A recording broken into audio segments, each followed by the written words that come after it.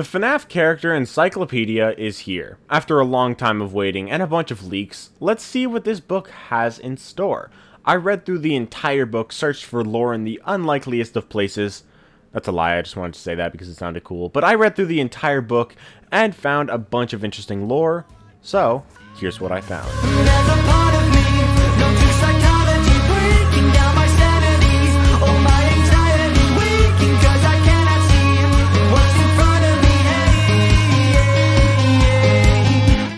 Number 1. On Golden Freddy's page in the book, we get very little information about him, which was expected as he's one of the more debated topics in the community, so blatantly explaining who and what he is would be a bit weird. But one thing it does say is that Golden Freddy appears in FNAF's sister location. The weird thing about this is that we never actually see Golden Freddy himself in sister location, but what we do see is a character with almost the exact same game mechanics, Yendo. This seems to imply that Yendo, whose name also seems to be Yellow Endo, is Golden Freddy, as Golden Freddy's original name was also Yellow Bear. It doesn't have to be Golden Freddy's spirit, it could just be an animatronic, like a Funtime version of Golden Freddy, but it does seem like Yendo is Golden Freddy in some way. Number 2. Shadow Freddy is listed as appearing in FNAF 4. In FNAF 4, Nightmare in the files is actually named Shadow Freddy, meaning that Nightmare is Shadow Freddy. I mean, it's literally stated, but still a lot of people don't believe that for some reason. However, here it's confirmed that Shadow Freddy does appear in FNAF 4, meaning he is undeniably Nightmare. Someone on my video of the leaks for this book claimed that the book is talking about the shadow of Fredbear in the minigames as Shadow Freddy's appearance in FNAF 4, but that's simply not true, as that shadow is just a literal shadow. It's not actually Shadow Freddy, and Shadow Bonnie isn't listed as being in FNAF 4 when there's a Shadow of Spring Bonnie there too. And like I said, with Shadow Freddy being the name of Nightmare, it's clear that the character encyclopedia is referring to Nightmare. The book also seems to imply that Shadow Freddy's role in the series might expand in the future, which I think is cool, since I made a video on why he's important, and it would be cool to see that further in the future. Number 3. The FNAF AR skins seem to actually have some lore.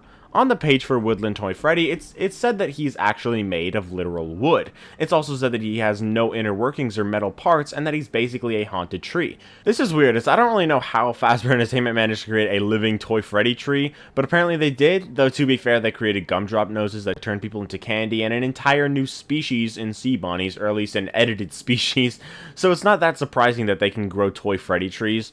Other examples of FNAF AR skins having backstory is that Blackheart Bonnie is literally made of glass, and somehow Chocolate Bonnie is, you guessed it, literally made of chocolate. I don't know how that works, but it does apparently.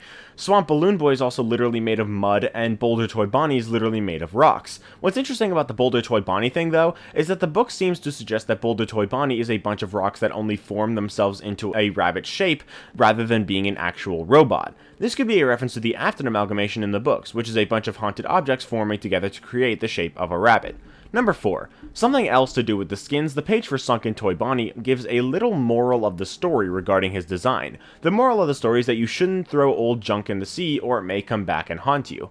This could possibly be a reference to the end of the 7th Fazbear Frights epilogue, where the Afton amalgamation and all his parts sink to the bottom of a lake. It doesn't seem like they are going to be coming back since Fazbear Frights is done and these parts couldn't become the blob or anything, which I'll talk about later in the video, but it does seem like a reference. Number 5. On the puppet's page, the diagram depicts the puppet giving a gift to a little kid. The interesting about this is that this is actually the design of the kid from the Take Cake to the Children minigames of FNAF 2. He's wearing a green shirt, blue shorts, and brown shoes. This matches the design of the kids that we do see in Take Cake to the Children minigames of FNAF 2. The minigames where Charlotte dies and becomes the puppet. It also is interesting that this kid in the encyclopedia is designed with freckles as well, which could be trying to tell us that this is meant to represent Fritz, the victim who possesses Foxy, as he is claimed in the 4th closet to have freckles, though that may be a little bit of a stretch, but I just wanted to mention it.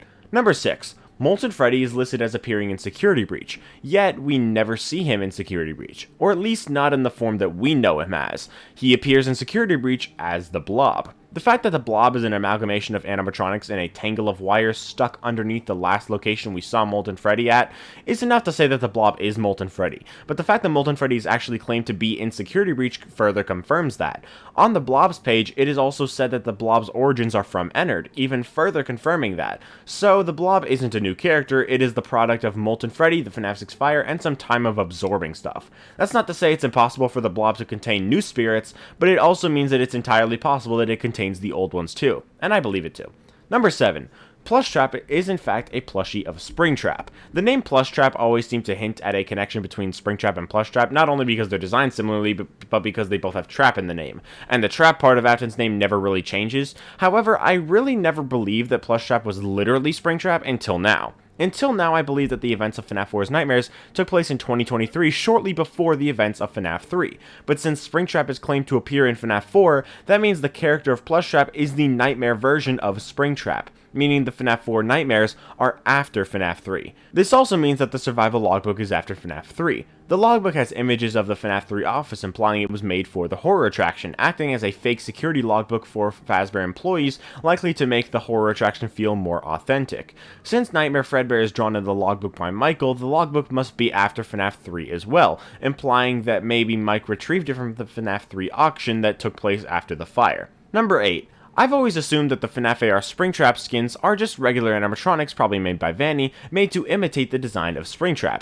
However, as it turns out, the FNAF AR Springtraps and their skins are actually real Springlock suits. This begs the question of who could have made them. Was it really Vanny? Would she even know how to make Springlock suits? You wouldn't think so. It's weird, I don't really know what to make of it. Number 9. One of the weirder but sensical choices in this book was to group every iteration of an animatronic together. All the Freddys were gone over first, then all the Bonnies, then all the Chicas, the Foxies, and so on. The same goes for Circus Baby, the iterations of whom are grouped together like the rest of the characters. The reason I'm bringing this up is because Eleanor from Fazbear Frights is grouped in with all the Circus Baby characters. What this basically means is that Eleanor is in fact an iteration of Circus Baby, meaning just because she isn't literally Elizabeth doesn't mean she isn't Baby, and her being connected to Baby in turn connects her to Elizabeth. People always judge me for connecting Eleanor to Elizabeth, but now I don't really care, because they are connected, 100%. Number 10. The crying child is not Michael Afton. I think most people agree with this already, but it's further shown to us in this book.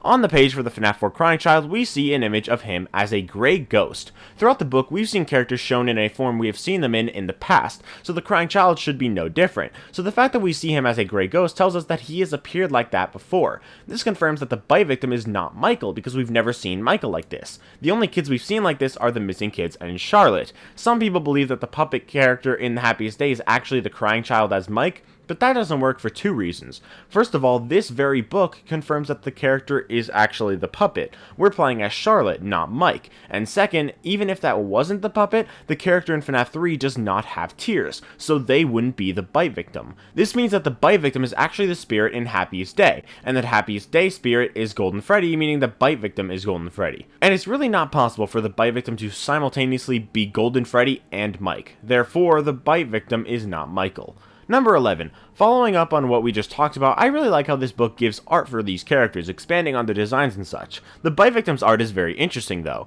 First of all, there's the gray ghost depiction which we just talked about, but there's also the image of him with the Fredbear plush. Looking at the eyes of the crying child, you can see that his eyes are actually brown. This also disproves the idea of Michael being the younger brother, as Michael, as we see in both FNAF 1's Game Over screen and Sister Location, has blue eyes, not brown. Number 12. The last thing to mention regarding that art of the bite victim is the fact that the bite victim has a band-aid on his knee. This wouldn't be anything too important on its own, but it's made interesting by the fact that in Security Breach, Gregory has a band-aid in the exact same spot. On top of the numerous connections that people have already come up with between Gregory and the bite victim, I think this seals the deal that these two are connected. Number 13. A while ago I had a theory that Circus Baby wasn't originally meant to kill, and actually just did so because of William's intrusive thoughts and anger as he was making her, similar to the corruption of the fourth Charlie bot by Henry in the books. The idea was that she wasn't originally built to kill, but was only equipped with murderous features when Circus Baby's entertainment and rental opened up, which was after Elizabeth had died. However, it is now confirmed that this is not the case, and Circus Baby was always designed to kill. It's also confirmed that William didn't intend for Elizabeth to be killed, and that Elizabeth's goal is simply to make William proud, which is implied in the FNAF 6 ending. Number 14.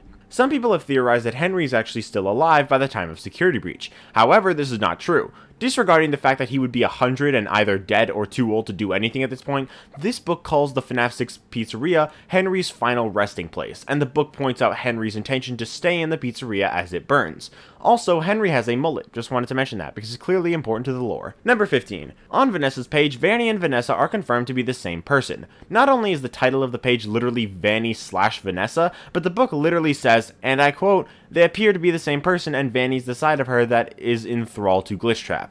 I swear, if someone brings up the fact that the book claims they only appear to be the same person, I will die. Number 16. To combat the idea of Gregory being a robot, many people have suggested that the glitching to Gregory's hearing and vision are only gameplay mechanics and aren't actually canon. This book actually confirms that the distortions are in fact canon, which in turn implies that Gregory is a robot. Many people suggest that Vanny is just using an illusion disc, but illusion discs are shown in the fourth closet to make people blurry when on cameras, and Vanny does not look blurry in security breach on the cameras. Also, no matter how annoying the pitch of an illusion disc gotta be, they do not literally turn your vision into camera static. Because that is what it is. The static on Gregory's eyes is the same static as we see on the cameras. And since this is a first-person game, that's what Gregory is seeing. This is all backed up by the fact that Charlie's memories in the Silver Eyes trilogy are actually just recordings made with a camera. So it's entirely possible that her eyes are actually just cameras and that Gregory's are as well.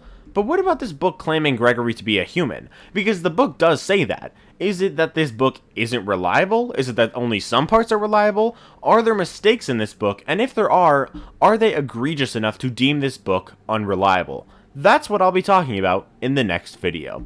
But that's everything I wanted to talk about for this video. I hope you all enjoyed, and if you did, make sure to leave a like and subscribe if you want to, and let me know in the comments what you think of the FNAF character encyclopedia. But as always, I hope you all enjoyed, and I'll see you all in the next video. Bye guys!